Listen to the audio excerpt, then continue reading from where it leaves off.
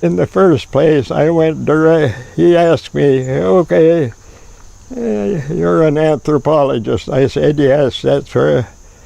And he said, well, tell me what you did the first thing you came into New York. And I said, well, I started for a hotel. No, he said, I mean the very first thing. I said, well, the very first thing is I go to the urinal station in Grand Central and take a leak. And he said, yes, did you notice anything? And I said, no. And he said, you anthropologists are supposed to be noticing things. So he said, come with me. And we left and we went to the Grand Central, and there was a curved stairway. And we got halfway up it so we could see the interior of the whole toilet area. And as I watched, I became aware that there are a lot of people washing their hands and then going back to the urinals and then washing their hands and going.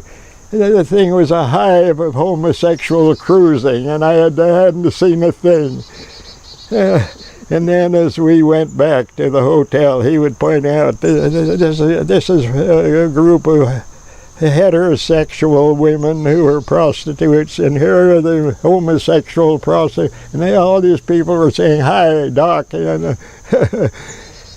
so I was much impressed. He said, if I'd come to IU, I could look the place over, and he and his friends would look me over. So I took the train and came to IU and was examined by Martin and Kinsey and Pomeroy. And then finally he said, do you have any job? I said, yes, I have a job offer.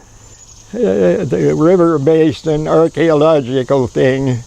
And he said, what do they pay you? And I said, they pay me $4,000 a year. That was big money.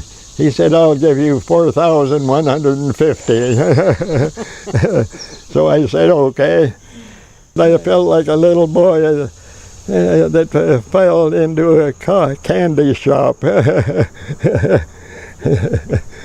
After, sex being hushed up, suddenly I was in the middle of it.